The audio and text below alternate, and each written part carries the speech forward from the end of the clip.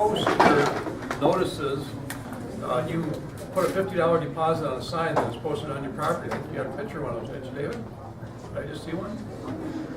They're like a real estate sign, but it's not that. And you gave a $50 deposit. The county planning office would really appreciate if you bring those signs back and get your $50 deposit We got back. more chairs over there. They're getting short of signs, and they really need to have those signs back. Otherwise, by the time they get the guys up at the penitentiary to make a bunch more, they really need them right now. Could use a job. So there's plenty of seats up here. People just keep filing in. We have a lot of items on the agenda tonight. Mr. Chairman, make sure that people know that they have to pull it off if they want to discuss it. People always right here. forget it. And it goes through without any action when you're here all night to speak on it. Yes. Okay. All right, we're going to start. First, we're going to reconvene, but we'll be convening as the Zoning Board of Adjustment first. So a few introductory comments. I call to order this regular meeting of the Minnehaha County Board of Adjustment, and we'll begin with a few introductory comments. As a courtesy to everyone here, make sure that your cell phones are turned off. The Planning Commission will convene as the Zoning Board of Adjustment to consider item 1. Item 1, approval of the minutes of April 22nd, and then items 2 and 3, requests for a variance. For the meeting agenda, we will follow our normal hearing procedure by requesting planning staff to present the report on each item, and then request the petitioner come to the podium and make a statement or answer questions. Anyone from the audience wishing to address the item shall be recognized by the chairman, move to the podium, state their name and address for the record. The Board of Adjustment will then discuss the matter and take appropriate action. After item 3, the board will reconvene as the Planning Commission. Action taken on a variance may be appealed to the Circuit Court in a manner and form as provided by the statutes of the state of South Dakota. Is there a motion to approve the minutes of the February 22nd Board of Adjustment meeting? So moved. Okay, we have a motion and a second. Second. We have a motion and a second. All those in favor signify by saying aye. Aye. Opposed, same sign. Okay, is there a motion to, okay, so now we go to item number 1. Number 2. Number 2. Item number 2 is a variance request 16-03. This is a request to reduce the minimum lot size in the Ag District from 1 acre to 0.46 acres on property described as Tract 2 of Lacey's Tract 2 in the southwest quarter of Section 5. This is located approximately 2 miles west of Brandon. I'll show you here on the map. The lot size variance is going to occur right here at this corner. The applicant is Alliance Communication, and they are requesting, as I indicated, to create approximately a half-acre lot in order to construct a fiber network terminal building, I guess we would call it. We have dealt with a number of these with other utilities like lift stations, water pumping stations, so it's not unusual. And when we look at variances, we look at really what's going to, if there's a hardship, if it meets certain criteria. So with that in mind, that this is eventually you'll be discussing, as of the Planning Commission, the conditional use permit for the fiber optic structure. Today, right now, we are just discussing the lot size variance. So this is the lot size variance, and as you know, not all situations can be covered by the zoning ordinance, and so there is a mechanism put in place that allows you to vary the criteria of the zoning ordinance in order to change the circumstances and the conditions somewhat to allow or support a specific use. And a 1 acre minimum lot size reflects the state's minimum lot size for a well and a septic system to be located on a residential lot. In this case, however, the lot being created is not for a residential purpose. It's to allow for a future fiber network facility. So you look at, is it are there conditions or circumstances which preclude that use? And as I indicated, there is no need for a 1 acre lot, and there will be no septic system constructed on this property. Number 2, does the variance grant a use which is otherwise excluded from the district? It does not. Neighborhood utilities are allowed in the A1 agricultural district with a conditional use permit for which the applicant has applied, and you'll be hearing that shortly. The proposed use should not harm the property values in the area. The third criteria is, we look at if there are specific conditions or circumstances upon which strict following the criteria of the zoning ordinance would create an unwarranted hardship. And there would be a hardship. The property owner is only selling the land, really only wants to sell a smaller parcel of land, and the utility company only wants to purchase a smaller part of the land, doesn't want to purchase a 40-acre parcel. Number 4, does granting the variance, or is granting the variance contrary to the public's interest? Is it in harmony with the general purpose and intent of the zoning ordinance? This request is. The proposed use is a public use and is part of a communication network which will supply the communication needs for many people in the area. So the overall need is clear, and this use is typical for a community. And lastly, we look at if there are circumstances or conditions where there is no possibility of the property being used or developed if there was strict conformity to the zoning ordinance. And there's always a need for public infrastructure, so there is a public need for this use. And the request is a reasonable use of the property and allows for the development of the site as a communication facility. Staff recommends approval of variance 1603 to reduce the minimum lot size in the A1 agriculture district from 1 acre to approximately 0.46 acres or half acre in size. I'll show you some general pictures I took of the property. As I indicated, this is basically, once again, at the corner of 6 Mile Road and Callis Trail. I'm not sure how you pronounce that. Callis. Right here is the half acre parcel. So this is the site plan that was submitted by the applicant.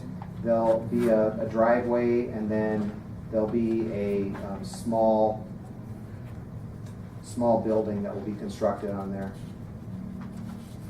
Right now it's pasture. It sort of shows the pasture. There is a property, this is the property to the north on Callis, and there's another house to the north, and this is across the road. And I'd be glad to answer any questions that you have. Any questions of Scott? If not, petitioner come forward. Thank you, Scott.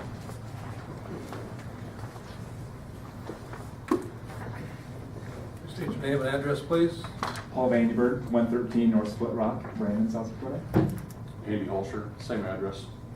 Okay, any questions or comments? We're looking to do this to expand our fiber optic network to serve all the future growth that is coming and to provide much faster speeds to keep up with the demands of our consumers and businesses today. So we're looking to take the little disruption to that property. As you can see, it is used currently for grazing. So we want to stay as far off, to the corner and to the side there, so he still has full use of his land and property. So reducing our costs, keeping the land functional to what it is right now.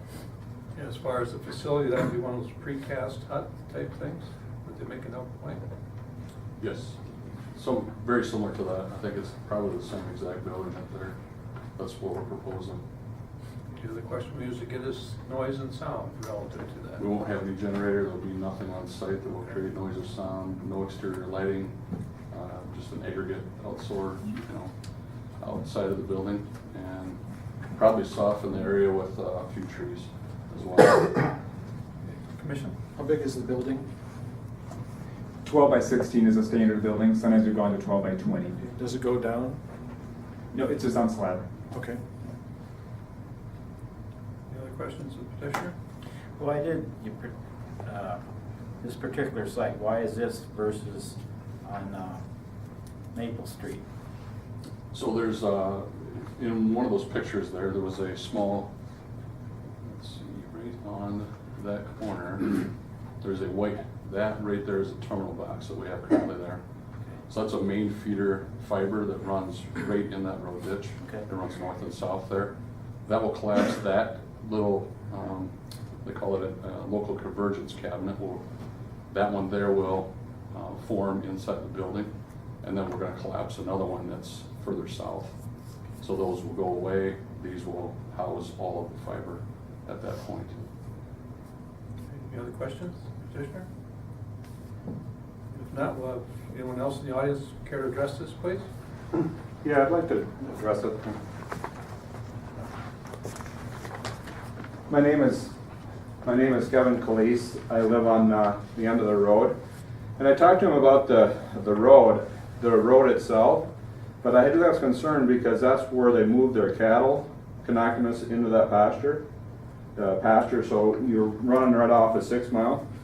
So they're gonna put their road right going off of 6 Mile, not running it on Police Place is what I was wondering is where is Canonicus is gonna run his, cattle and stuff Right. off the county road to get. Check on that, it's okay? Yeah. There's actually an existing driveway right now off 6 Mile, and the reason why we're added, that was Roger Knockinus's suggestion. He said, can we share that driveway? He said, yes. He has trailers, he wants to come in out of there. We said we're actually gonna beef up the driveway, make it stronger, wider, and better. So we talked about that quite a bit, and that's actually where he prefers that it be, because it's out of his way.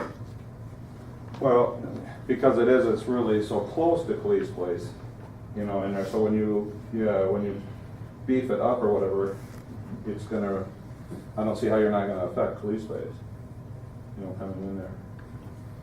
Cause it's red against it. Right, it doesn't touch the corner right now, but we'll use the That's existing an driveway. existing approach, though. It is existing Yeah, approach but that he that- uses today. That was his main concern, is he said, can I still use that? We said, yes, absolutely. Okay. We'll have a gate with a lock, and he'll have the code, and it's up. He can use it as much as he wants. Yeah, doesn't even need to notify us. So you're gonna use the same thing, Yeah. and they're not gonna have to try to add anything. Right, same field approach, same drive. That worked great for him too. So are the cattle gonna wander around your building?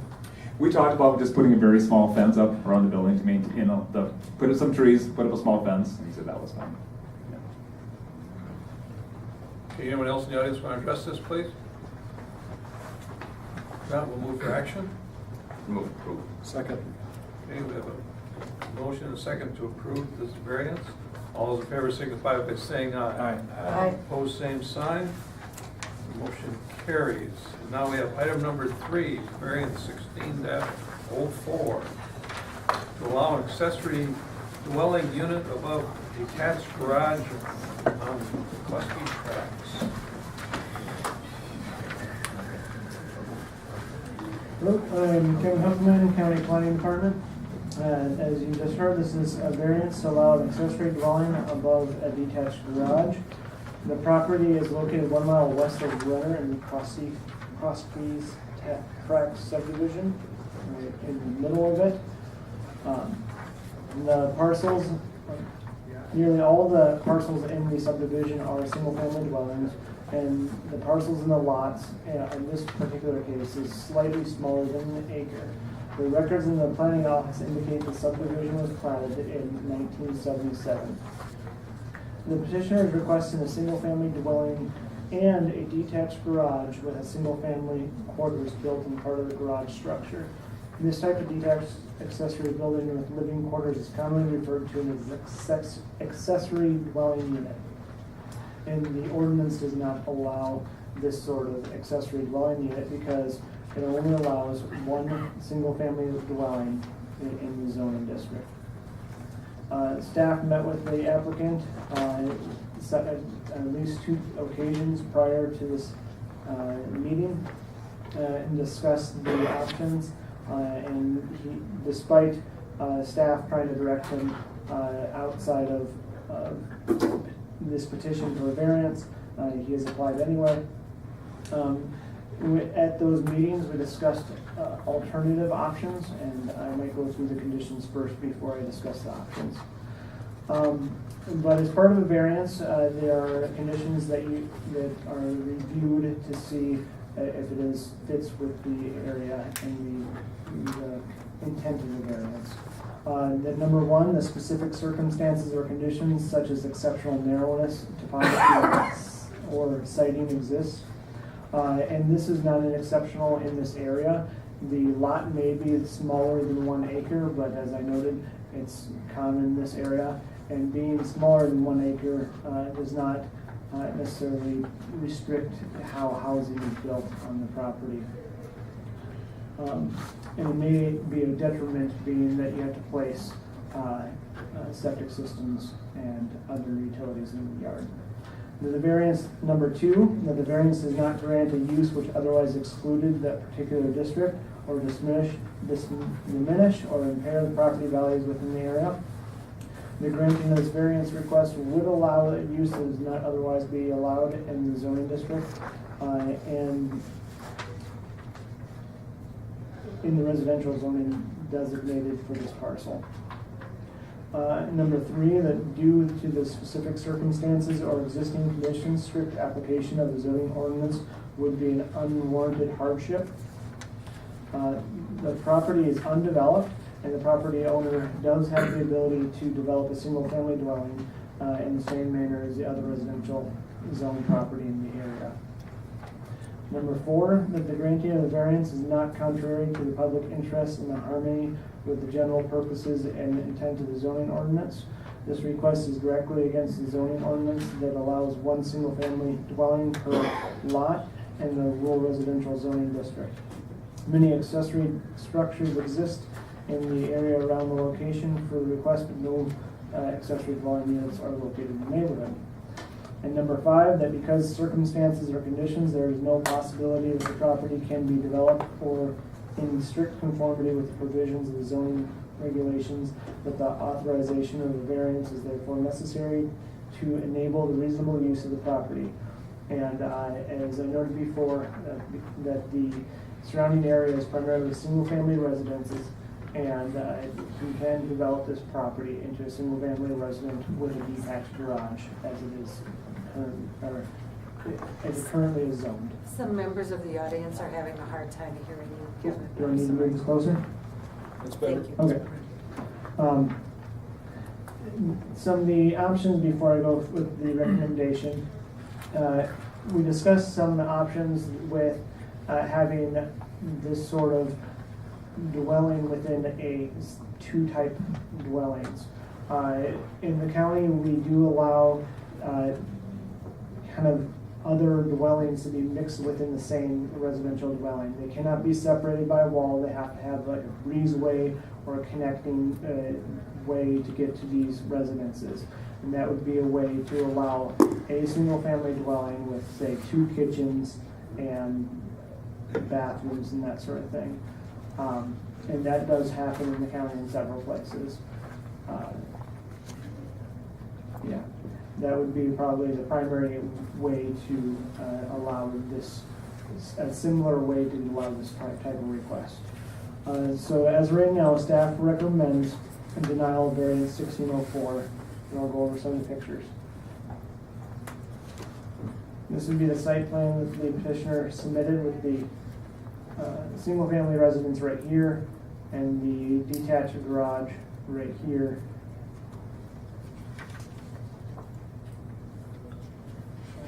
I didn't include a picture of the detached accessory building, but the accessory building, the accessory dwelling unit would be placed above the garage, so there'd be stairs that would go up to the upstairs of the garage that would have the apartment as requested. This is looking at the neighborhood street to the east and now to the west.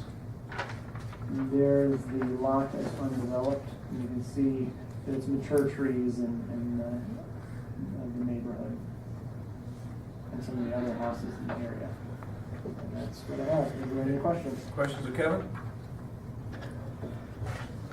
So Kevin, we're on a septic system here, It would be a septic system in this. and is there sufficient room to put a second dwelling on another septic system? The state requires 1 acre for a septic system, As this was a platted lot prior to that requirement, we would allow a septic system, as many of these other houses already have one. We would not allow two. Right. So they would have to share it in some manner.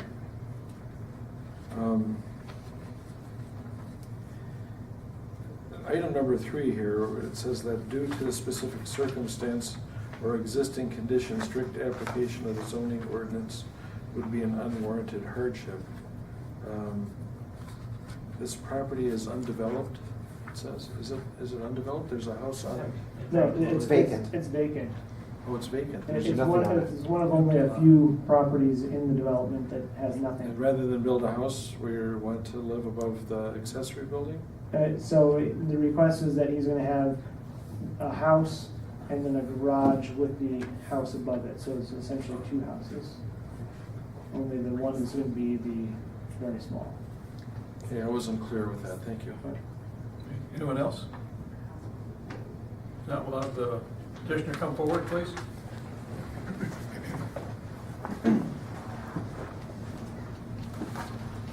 My name is Pavel Skinder, 4109 North Pennsylvania Avenue, Sioux Falls, 57107, and this is my dad, same address. My dad don't speak much English, so I'll be helping him out as well. So, My name is Vladimir. Okay. First I'm gonna say who I am and why do I want to build. So I'm gonna pull up the PowerPoint first. Make sure to use the microphone so everyone can hear you.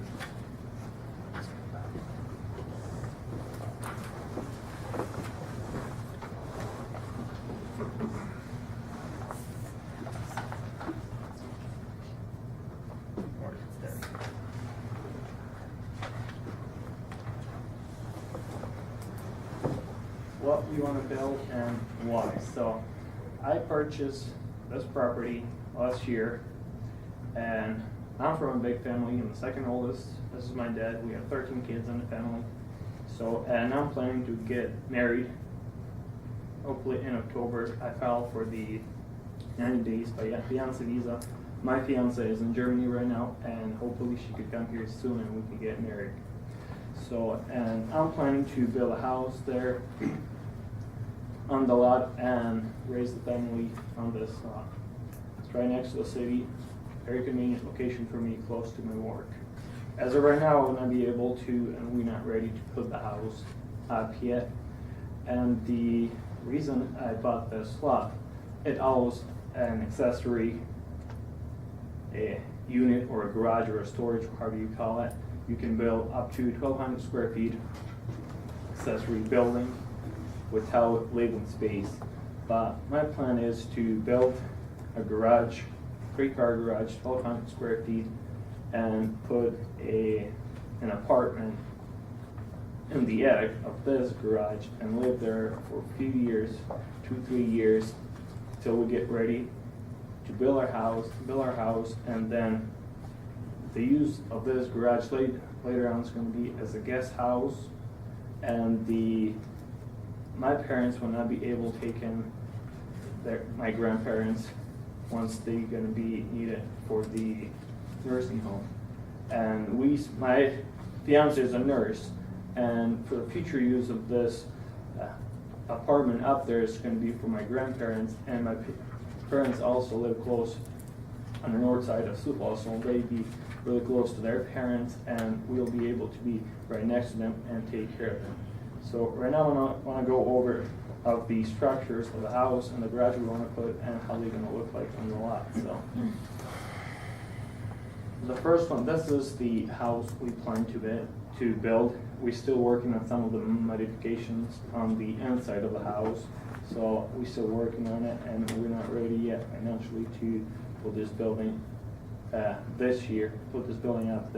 So second picture, this is the same style, Craftsman style garage. As you can see, 3-car garage with the some living space in the attic.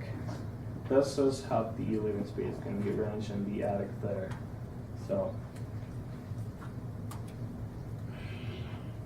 here's the blueprint for the garage, and here's the site plan. So the reason I want to have these different is separated from the house. The county told us we can build the separate garage and later on add on a breeze or attach the garage to the house somehow.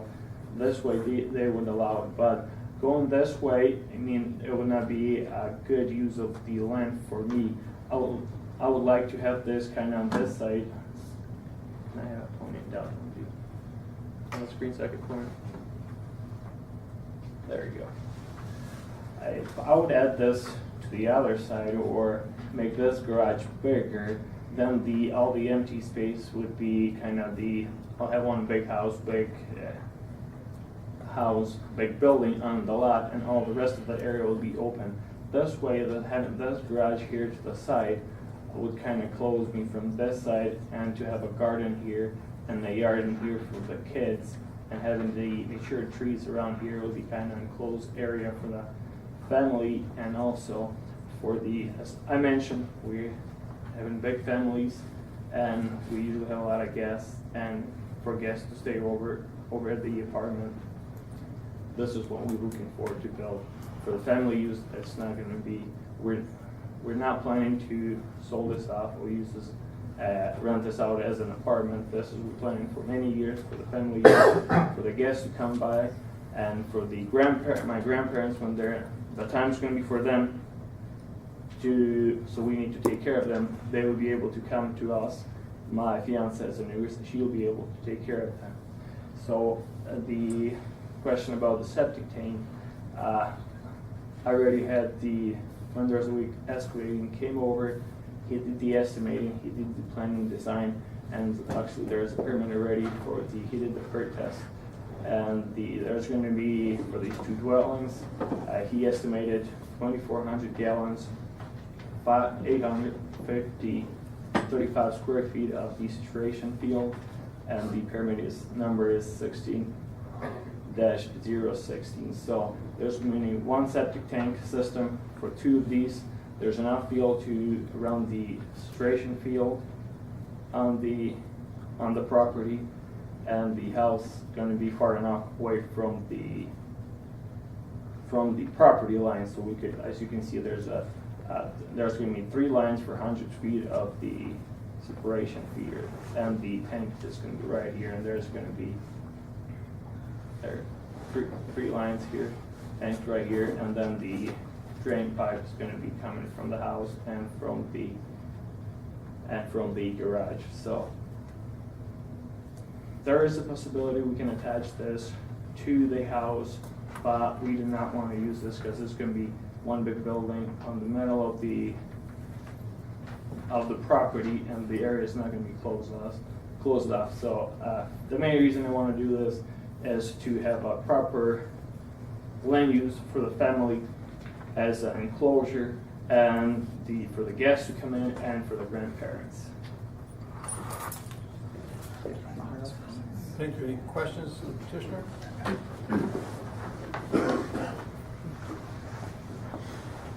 Anyone else in the audience care to address this? Yes.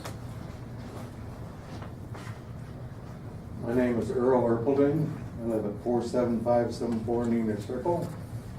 I've lived at Neener Circle since 1978. I have witnessed the development of the McCroskey addition. At present, there are 2 undeveloped lots remaining to be developed. I do not believe that with 95% of the lots having been developed, it is now time to relax the requirement of single-family dwellings to be built in the McCroskey addition. It is also my belief that a 30-foot by 40-foot garage should not be constructed on a vacant lot until the construction of the single-family dwelling is completed. I would like to thank you for the opportunity for me to express my opposition to the requested variance. Okay, thank you, sir. Anyone else in the audience care to address this? My name's Barney Kane, 47572 Neener Circle. I'm in the 500-foot variance. I do agree with that owner also that the single-family dwelling should proceed before any garages or anything else. Okay, thank you. Anyone else? Seeing none? Oh, you. Yeah, they're Okay, coming. one more fellow, okay. Sorry. No, it's fine. My name's John Hook. I live at 47582 Teresa Circle, so I'm in the 500-foot radius again. Okay. This will be on my back side of my house. I do agree that single-family dwellings should be erected first before any other buildings are.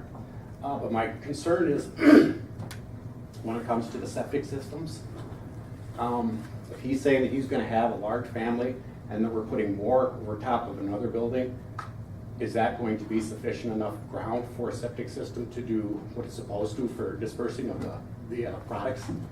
I have concerns about that.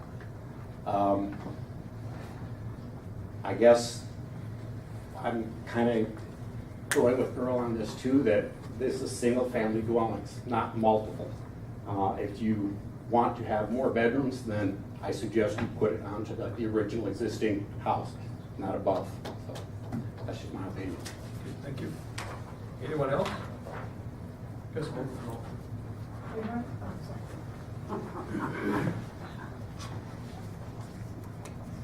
Mary Hawkinson, 47586 Teresa Circle. I would be directly, their house would be right here, and I'm right here. And I'm agreeing with what the neighbors have said. It is a single dwelling in housing development, and I believe it should stay the same and build bigger if that's what you need.